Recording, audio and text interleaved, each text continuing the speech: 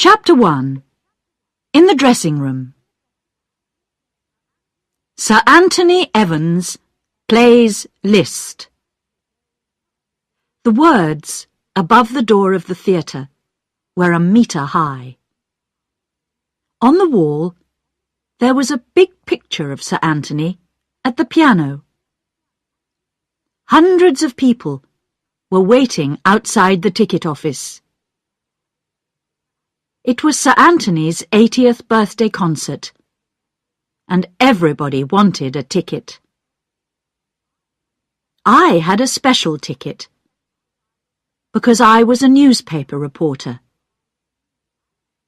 I wanted to talk to the famous pianist before his concert.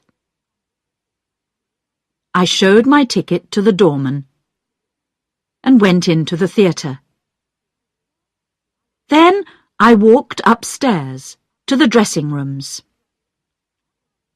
On my way upstairs, I thought about the famous pianist. I was a little afraid. My mouth was dry, and my hands were shaking. I arrived outside the dressing room. There was a big gold star on the door. I knocked, and a tall man opened it. He was very old, but his eyes were blue and bright. He was wearing black trousers and a beautiful white shirt. He had a lot of straight, silvery hair. He looked just like his picture on the wall of the theatre. "My name's Sally Hill," I began. The old man saw my notebook and smiled at me. "Don't tell me. You're a reporter. Which newspaper do you work for?" "The Sunday Times, sir." "A very good newspaper. Come in and sit down. Ask your questions. We were young once, weren't we, Linda? But of course, that was a long time ago." He turned to a tall woman who was standing in the corner. She smiled at me with friendly brown eyes. "So this is Lady Evans," I thought. "What a nice face she has. She looks like a farmer's wife." I was not afraid any more. I sat down and opened my notebook. "Tell me about yourself, please, Sir Anthony. Did you come from a musical family? Did you start to learn the piano when you were 3, like Mozart?" The famous pianist smiled. "No, my dear. I am the first musician in my family. And I was 14 years old before I touched a piano for the first time." He saw the surprise on my face. "We have a little time before my concert. I'll tell you my story. It's a strange story, but every word of it is true. You see, I left school when I was 13. Everybody called me Tony in those days. I worked on a farm." It was an exciting story, and he told it well. At first, I tried to write everything down in my notebook. Then the pen fell from my hand, and I just listened. I was lost in Sir Anthony's wonderful story. He told me about an old school behind a high wall in a dirty street. There was broken glass on top of the wall. The schoolyard was very small. As he spoke, pictures came into my mind. I saw a little boy called Tony Evans playing football with an old tin.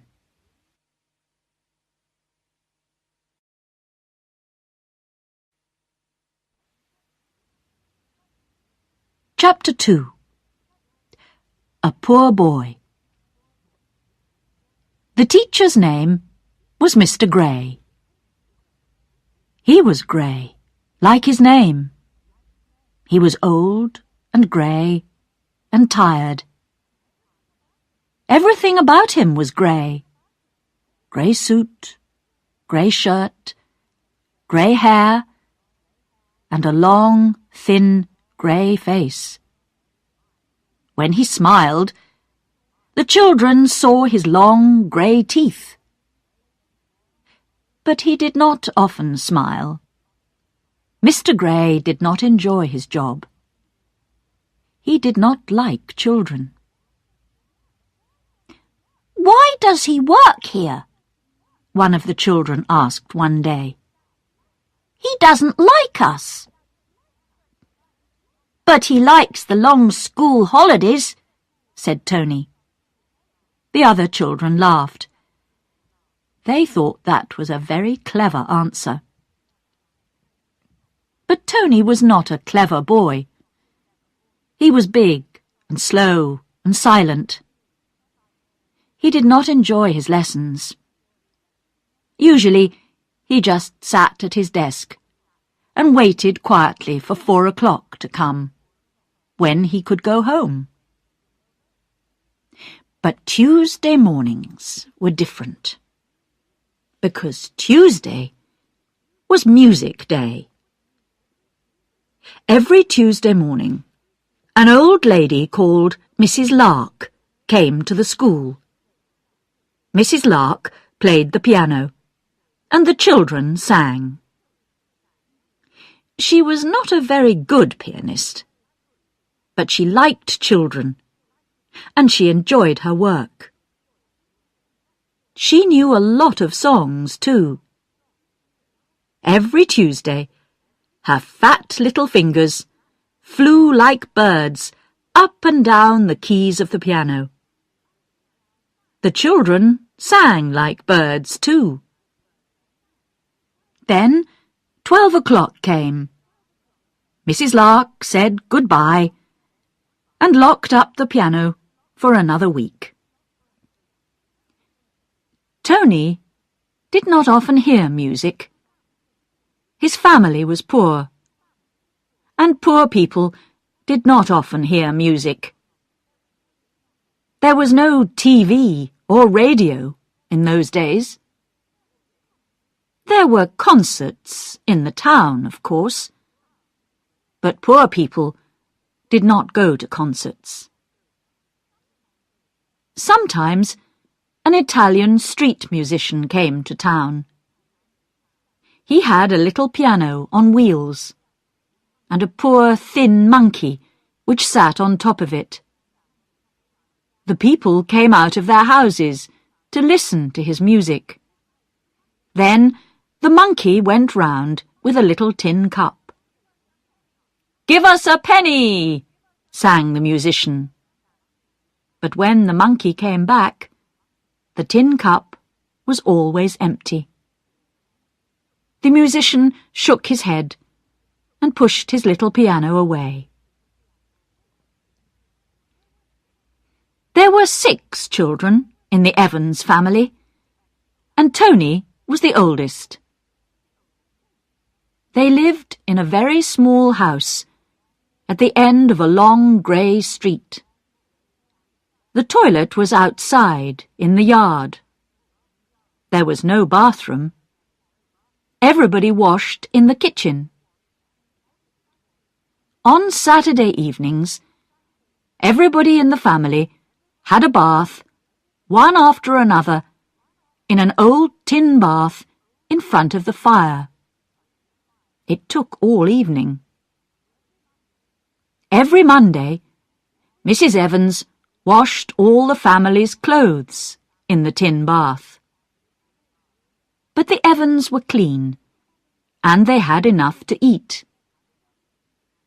Tony did not feel poor, because all his friends were poor too.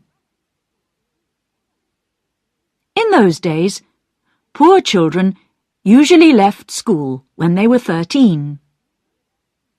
Most of Tony's friends found jobs in shops or factories in the town.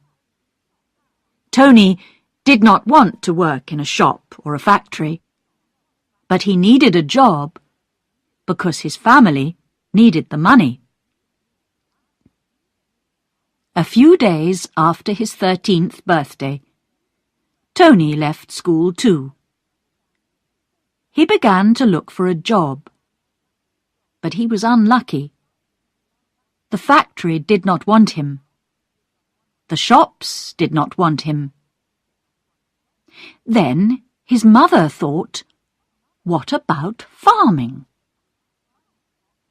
One hot summer afternoon, she decided to take her son to a farm outside the town.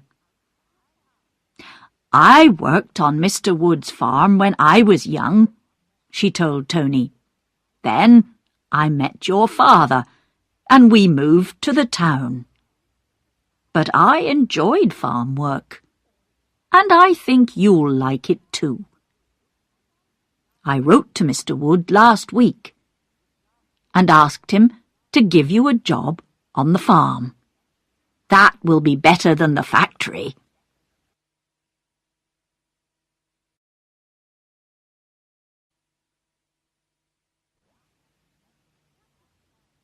Chapter 3. A Farmer's Boy. Tony and his mother got on a bus in the middle of the town. At first, they drove through streets of small grey houses. Then the bus left the town and drove along a country road. The bus stopped in every village. Tony saw green fields and small, quiet villages. Every house had a garden. The smell of the flowers came in through the open windows of the bus. At last the bus stopped. Tony could see a river and an old bridge. A small road ran across the bridge, through the fields and over a hill. "Come on, Tony," said his mother. They got out of the bus and walked 2 kilometres in the hot sun. There were white and yellow flowers at the side of the road. Tony did not know their names. He wanted to know more about them. He wanted to know more about the trees, too. There were no flowers or trees in his street. He looked at the cows in the fields. "I've never seen a real cow," he said to himself. He watched them moving very slowly through the long green grass. They looked big and quiet. Tony and his mother arrived at the farmhouse and walked through the farmyard. Chickens were looking for food. A fat white cat sat on a wall and watched them with sleepy eyes. Mr. Wood came to the door and spoke to Tony's mother. "Hello, Betty. It's nice to see you again. Thank you for your letter. How are you?" They talked together like old friends. Tony stood at the door. He felt lost and uncomfortable. But the farmer smiled at him. "Is this your son, Betty?" he asked. "Yes, this is Anthony. But we call him Tony at home. He left school 2 weeks ago. He's a good boy, and he's very strong. Please give him a job, Mr. Wood. We need the money. We've got 6 children, you know." The farmer looked at Tony. "How old are you, boy?" he asked. 13, sir." "Do you like the country?" "Yes, sir," said Tony. "Would you like to work for me, Tony?"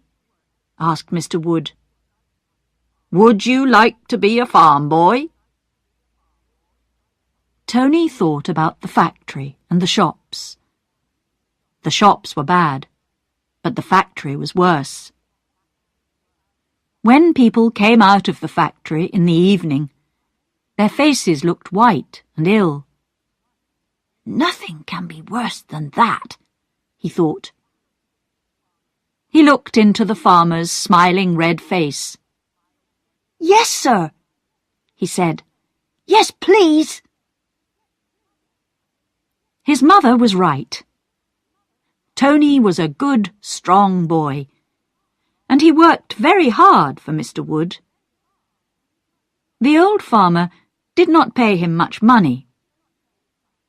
Tony ate his meals in the kitchen, and he slept in a little room at the top of the farmhouse. But the farmer was kind to him and taught him a lot. Mr. Wood had no sons. He had one daughter. Her name was Linda, and she was a year younger than Tony.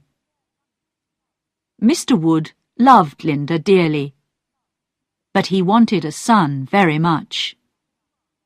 He was like a father to Tony. Tony was happy. At the end of every day, his back was tired and his legs hurt, but he slept like a baby. He ate Mrs. Wood's good country food. He drank a lot of milk. Soon he needed new clothes. He sent his old clothes home for his brothers. He sent his family money too. Sometimes Tony visited his family. He enjoyed those visits, but he was always happy to leave again. "I'm a country boy now," he thought. In the school holidays, Pip and his brother John came to the farm. Pip was 17 and John was 16, but they were both still at school. Their father had a large shoe shop in the town. He wanted them to go to college and learn to be businessmen. But the boys spent all their holidays on Mr. Wood's farm. "I want to be a farmer," said Pip. "That's right," said John. "Farming is the best job in the world." "But you just come here in the summer," said Tony. "It isn't always summer, you know. The sun doesn't always shine. Farmers work hard in the winter, too. It's a hard, dirty job." "But you like it," said John. And he was right. Tony liked his job very much.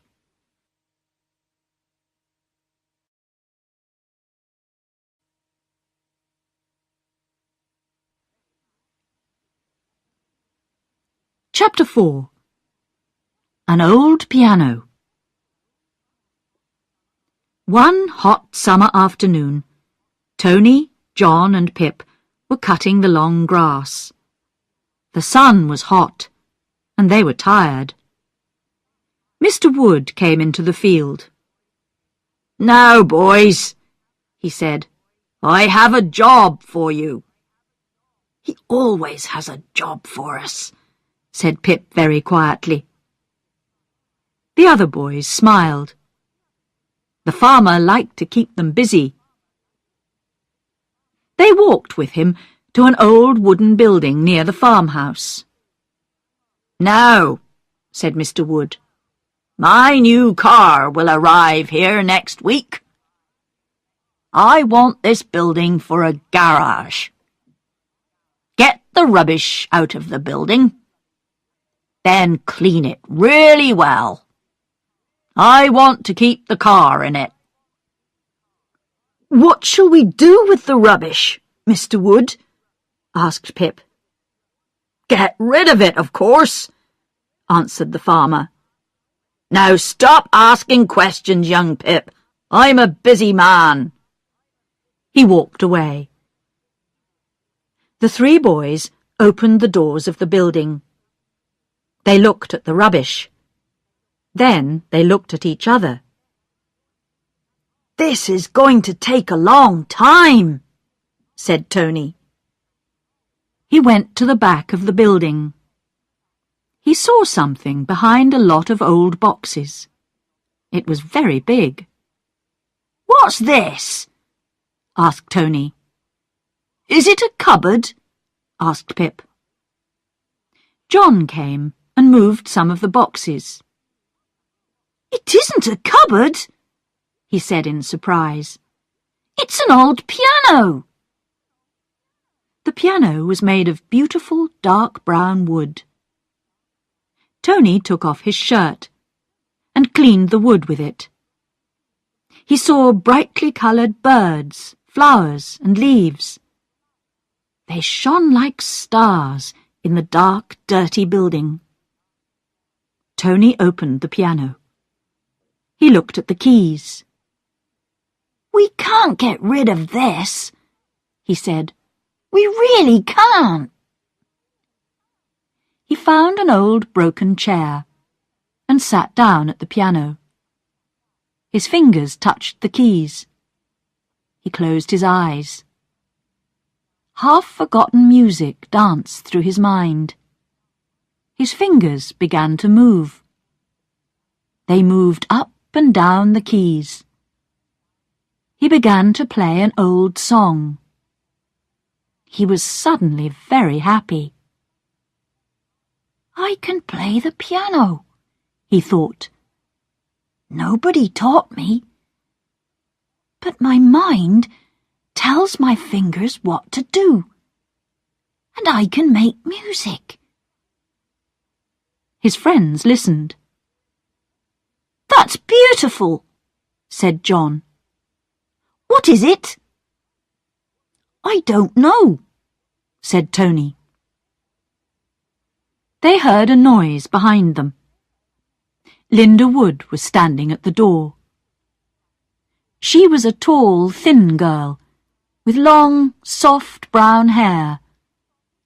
She was not beautiful, but she had big, kind brown eyes and a sweet smile. She was smiling now, and she was singing very quietly. Tony heard her and stopped playing. He stood up. His face was red, and he felt hot and uncomfortable. "Don't stop, Tony," said Linda. "I've finished," said Tony shortly. He closed the piano. Linda came into the building. "Look," she said. "Mother has sent you some cakes and milk. She asked me to bring them." Mrs. Wood was a very good cook. The cakes were still warm. They all ate and drank. Linda looked at the piano. "Who taught you to play the piano, Tony?" she asked. Tony looked down at his dirty old shoes. "I can't play the piano," he said. Yes, you can, said Linda. I heard you. I have piano lessons at school, but I can't play like you. I like that song. It's called Green Fields. I've got the music at school, but I can't play it. It's too difficult for me. Do you want to borrow it? I can't read music, said Tony. We didn't have music lessons at my school. He looked unhappy and thoughtful. Music, thought Tony. He remembered the street musician with his little monkey. Then he thought about Mrs. Lark. He remembered those wonderful Tuesday mornings, and he smiled. We sang a little on Tuesday mornings, that's all, he said. He stood and looked at the piano. I must have it, he said to himself. I'll ask Mr. Wood. At 7 o'clock, Tony washed in cold water and put on his clean shirt. Then he went to the kitchen with Pip and John. They sat down at the big kitchen table, and Mrs. Wood put the food on 3 hot plates. Then she went to have supper with Mr. Wood and Linda. Tony ate his meat and potatoes and drank 2 cups of strong sweet tea. Then he had 3 small cakes and an apple. He was always hungry.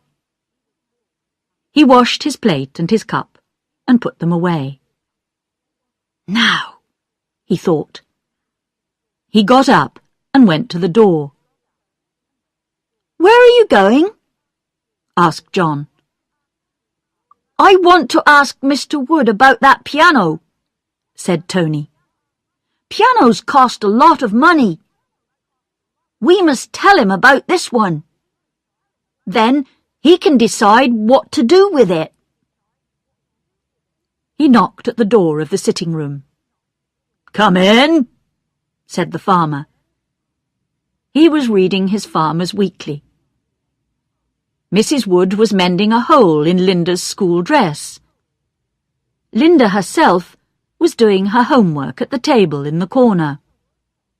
Please, Mr. Wood, began Tony. There's an old piano in that building. I don't want to know, boy, said Mr. Wood. You don't want to know, said Tony. But a piano isn't rubbish, sir. It is rubbish, boy. Take it away. Get rid of it. I want that building for my new car. Now go away. I'm tired. I've had a busy day, and I want to read my newspaper. But, began Tony again. I don't want to know, said Mr. Wood. Go away. He shook his newspaper angrily. Yes, Mr. Wood, said Tony. He went out and closed the door behind him. He came back into the kitchen. Listen, can you help me? He said to Pip and John. Mr. Wood doesn't want that old piano.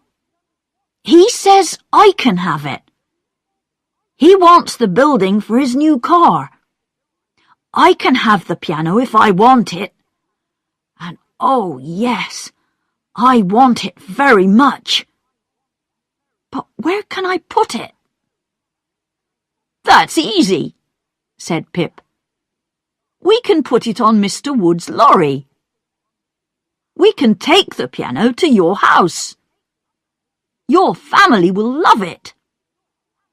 You've never seen our house, said Tony. It's very small, and there are 7 people living in it. We can't take the piano there. Sell it then, said John. Buy something nice with the money. I don't want money, said Tony.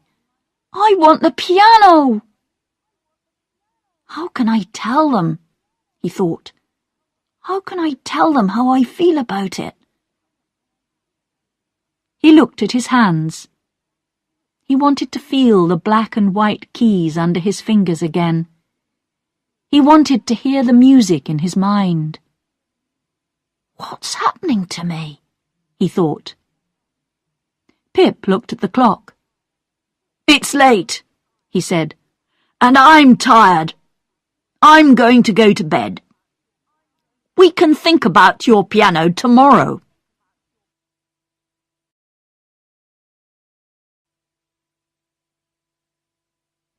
Chapter 5. The Village School. The next morning, the boys got up at 6 o'clock. They took some sandwiches and a bottle of cold tea, and they began to cut the long grass in Mr. Wood's biggest field. The field was near a quiet road. At the side of the road was a small school. It stood in a garden. There were flowers and vegetables and a few fruit trees. But no children were there. The school was empty. It was summer, and the children were on holiday. The sun shone down angrily. The boys were hot and thirsty. At 11 o'clock, Tony went for a drink. But the bottle was empty. I want a drink of water, he said to Pip and John. He took the empty bottle and went into the school garden. There was a tap there, and he turned it. No water came out. He went to the door of the school. He pushed, and it opened. There was a little kitchen. Tony turned on the tap. He took a long drink and filled his bottle. Then he decided to look around the little school. It did not take him long. There was one classroom. The desks and chairs were very small, because it was a school for young children. Tony went back into the kitchen. It's July, he thought. Everyone is on holiday. School doesn't start again until September.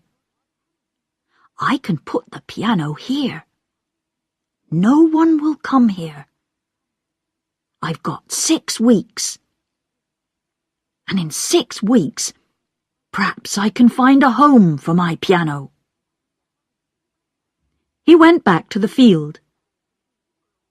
You were away a long time, said Pip. Did you have a drink or a holiday? They all laughed. Listen, said Tony. The school door is open. The school's empty. I'm going to put my piano in the classroom. Don't be stupid, said John. What will the teacher say? He won't say anything. He's on holiday, said Tony. You're on holiday too, aren't you? When do you go back to school? September the 9th, said John. That's right, said Tony. Listen, the door's open. The key's in the door. I'm not going to steal anything. I'm just going to keep the piano in the classroom for a week or 2. Can you help me? We'll put the piano on the lorry and we'll take it to the school. When? asked Pip. Tonight, said Tony. The 3 boys worked very hard. They cleaned out the building. They cleaned the windows too.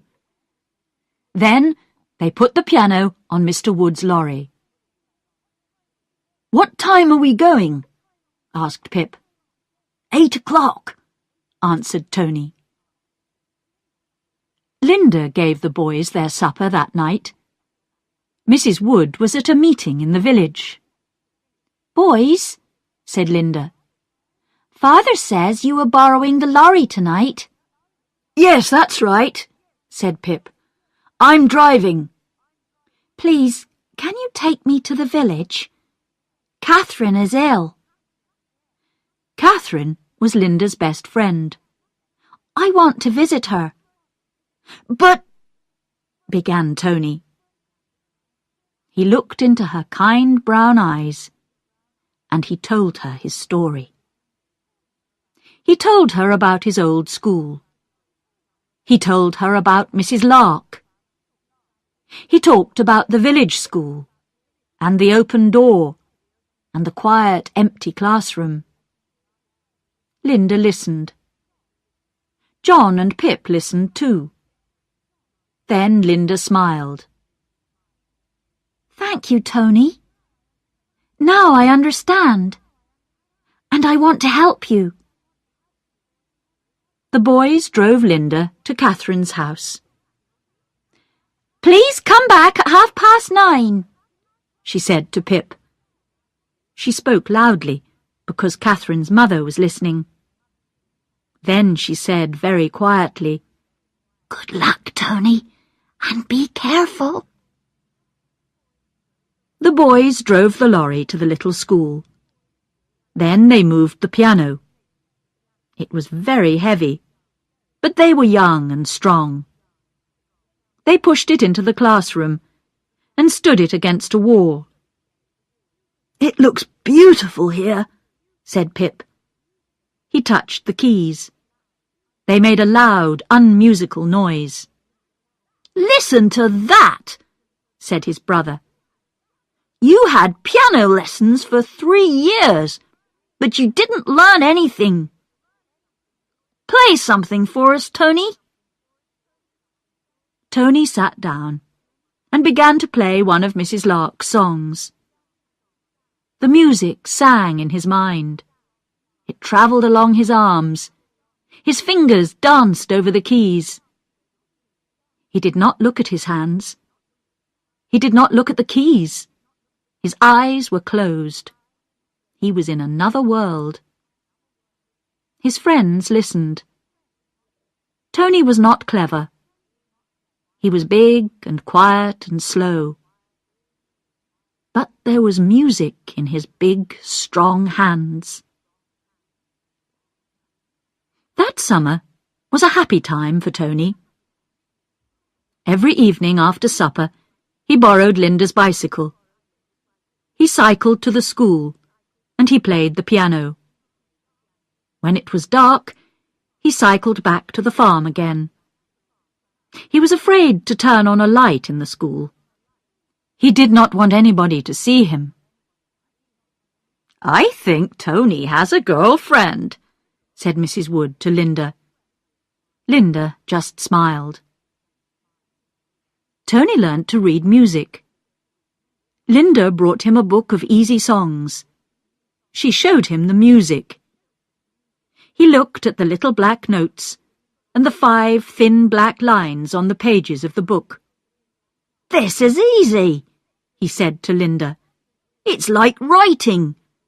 The notes tell your fingers what to do." "That's right," said Linda. She showed him the long notes and the short notes. She taught him to read the words at the top of the page. "Look," she said, "that's Italian. Lento, slow." But Tony was not slow. He learnt very fast. Linda was a good teacher. Both of them enjoyed her lessons.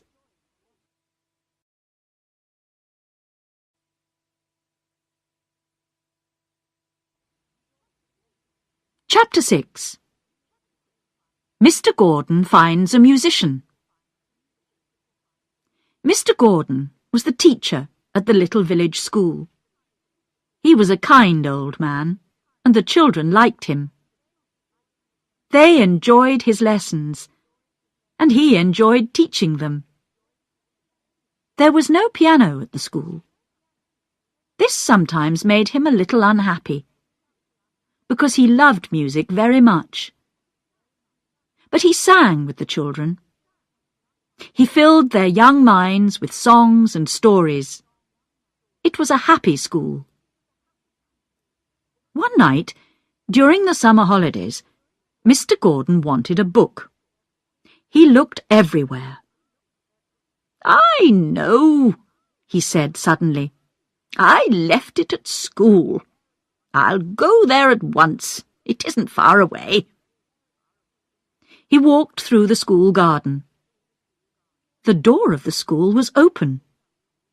He felt in his pocket for the key. It was not there.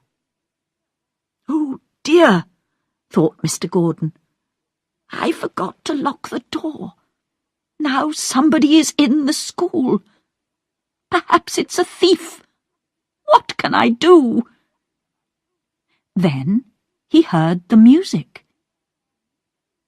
Tony played the same line of music again and again. It was not easy. "Prestissimo," said the words at the top of the page. "Very fast." His fingers flew over the keys. Mr. Gordon stood and listened. There was a happy smile on his face. Then Tony stopped playing. "That wasn't right," he said to himself. He looked carefully at the little black notes on their thin black lines. "The left hand goes like this." Mr. Gordon spoke. "And the right hand goes like this." Tony turned round. His face was white. "Don't tell the police," he said. "Please, I haven't stolen anything. I haven't done anything wrong." No, of course not," said the teacher. "But who are you? What are you doing in my classroom? And how did this piano get here?" Mr. Gordon visited the farm and talked to Mr. and Mrs. Wood. "Tony is very special," said Mr. Gordon. "I have been a teacher for 40 years, but I have never met a boy like Tony. He must have music lessons at once. Then he must go to the College of Music in London. He needs to work with other musical boys and girls." "But his mother and father are poor," said Mrs. Wood. "They can't pay for music lessons. They can't send him to college. They have 5 small children at home. Tony sends them money every month." "I can give Tony his first lessons," said Mr. Gordon. "I don't want any money. I'll be very happy to teach this wonderful boy. I feel... Oh, how can I explain it to you? This is a very exciting time for me. Last night I came to school to look for a book, and I found a musician. But Tony learns very quickly. Soon he will need a really good teacher. Then we'll have to think about money. Perhaps Tony can go to the College of Music in the daytime and work in a restaurant in the evenings." "No, he can't," said Mr. Wood. Suddenly his face was red and angry. "Tony is a good boy. He's like a son to us. His father is poor, but we are not." "That's right," said his wife. She was usually a quiet woman, but her eyes were bright and excited. "We will send Tony to the College of Music," she said. Tony knew nothing about their conversation. He was cleaning Mr. Wood's new car when Mr. Gordon visited the farm. But that visit changed his life. Mr. Wood had a quiet talk with him later. "Mr. Gordon wants to give you piano lessons," he told Tony. Tony's eyes shone like stars. Then he shook his head. "I haven't any money, sir," he said. "Mr. Gordon doesn't want any money. I've had a talk with him. You are going to go to the school at 4 o'clock every afternoon. You will have your lesson, and you will practice on the piano for 2 hours. Then you'll come back to the farm and have your supper." "But my work," began Tony. "I can find another farm boy," said Mr. Wood. "But good musicians are special people. Give me 3 tickets for your first concert, and I'll be happy."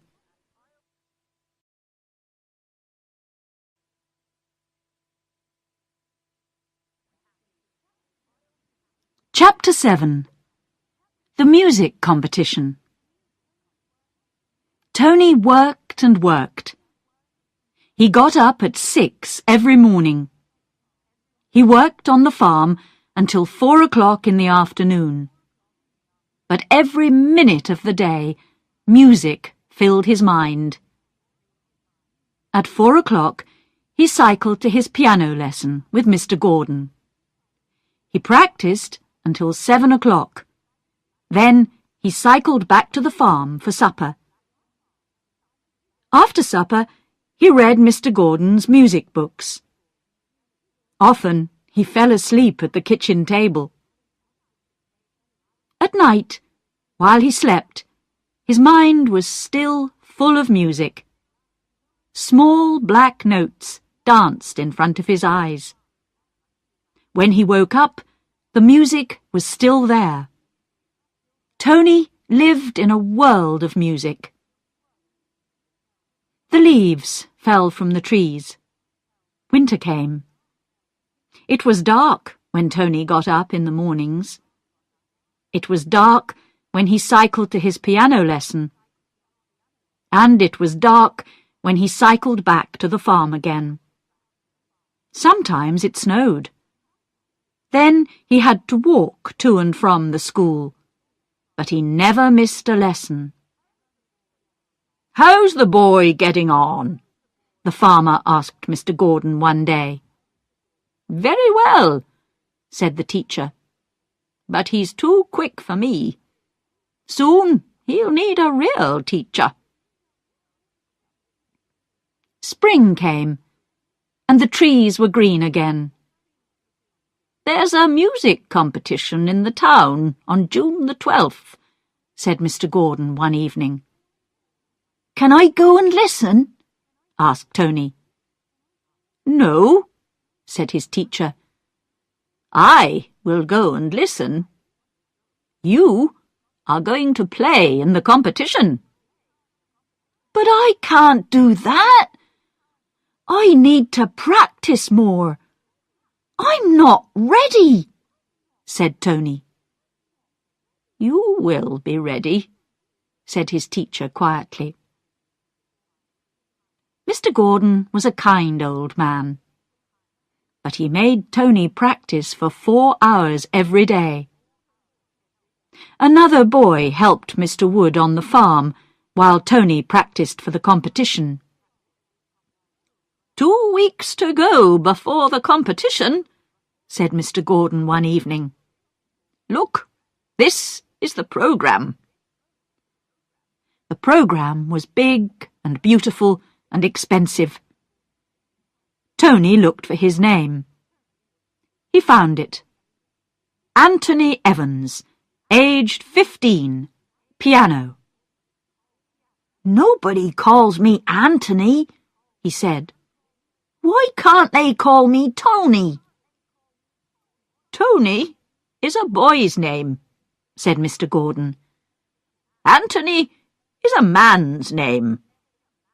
Tony Evans was a farm boy. Anthony Evans is a musician. One day, Anthony Evans will be famous all over the world." And from today, I'm going to call you Anthony.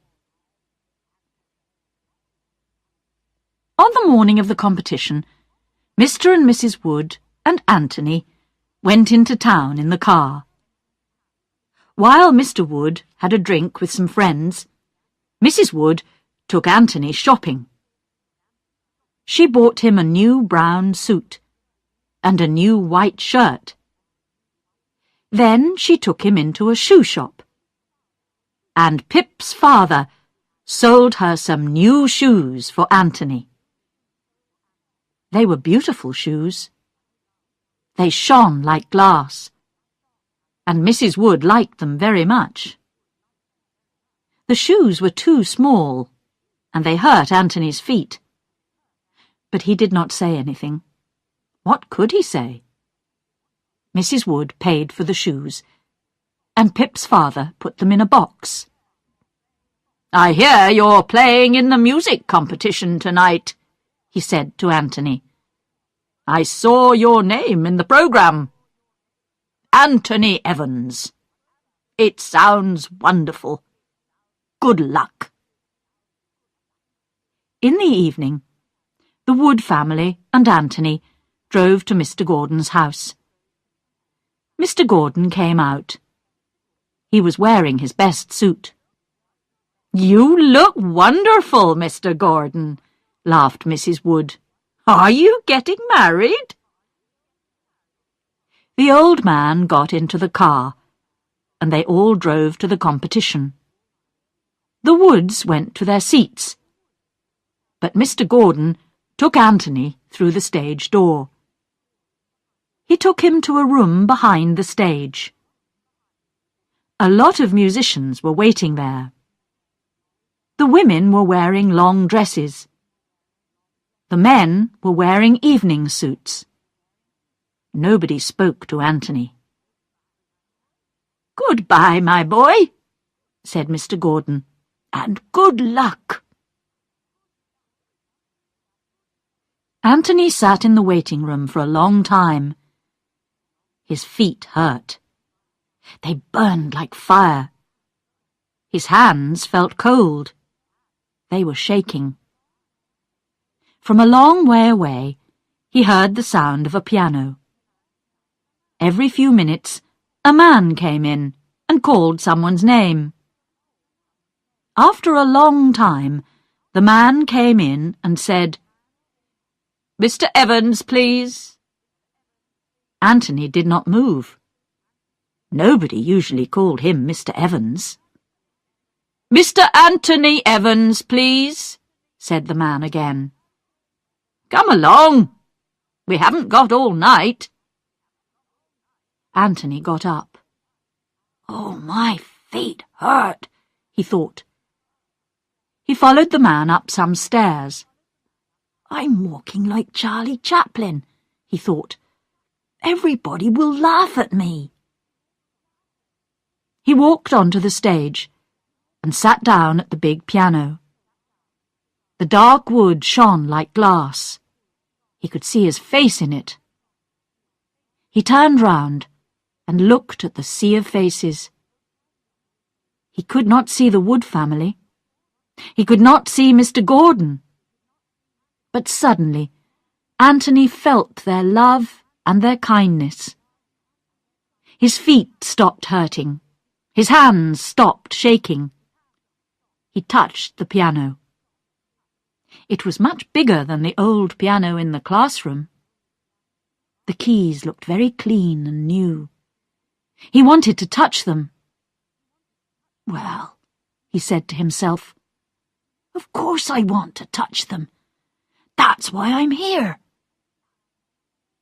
And he began to play. He forgot about himself. He forgot about all the strange people in the theatre.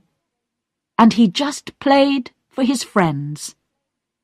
He played for Mr. and Mrs. Wood. He played for Linda. He played for Mr. Gordon. And he played for old Mrs. Lark. Where are you now, Mrs. Lark? He thought. Do you remember Tony Evans? You gave us a lot of happiness, Mrs. Lark. Thank you. Thank you. His hands flew over the piano keys. Beautiful sounds filled the theatre. He's going to win the competition, Mr. Gordon said to himself.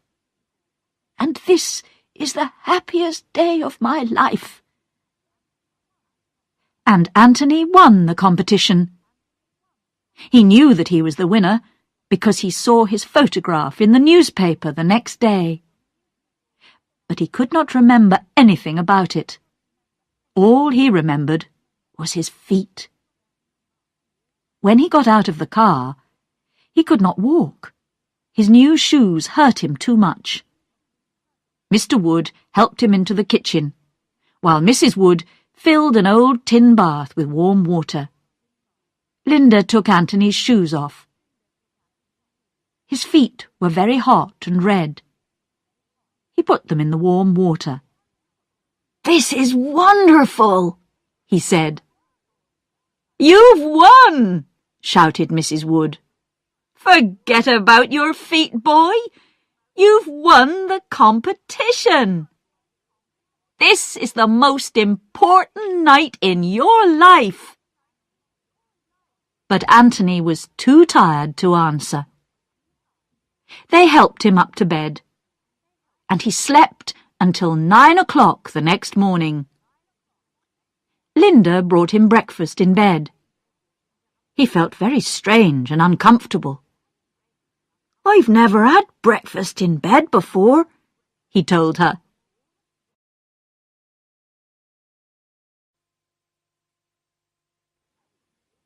Chapter 8. The end of the story. Sir Anthony Evans turned to me. "That competition was the start of wonderful things for me," he said. "I went to the College of Music for 3 years. Of course, I worked hard, but I enjoyed every minute. I always went back to the farm for my holidays. And one summer, when I was 20, I asked Miss Linda Wood a very important question. 'I can't give you much, Linda,' I told her, 'but one day I shall be rich and famous. Then I'll come back again, and I'll ask you to marry me.' She gave me a long, loving look. Then she laughed. 'Oh, Anthony,' she said, 'don't wait until you're rich and famous. Ask me now.' So I did, and here we are. We've been married for 60 years. 5 years ago, the Queen invited us to Buckingham Palace. I was Mr. Anthony Evans when I went into the palace. I was Sir Anthony Evans when I came out. And—" he took his wife's hand. "My dear Linda was Lady Evans." There was a knock at the door of the dressing-room. "2 minutes, Sir Anthony," said a voice. The famous musician stood up. "I'm ready," he said. He turned to me. "How many concerts have I given? 2,000? 3,000? For me, every concert is new and exciting. Now, go, my dear, and write your story. Tell the readers of your newspaper that I am a very lucky man."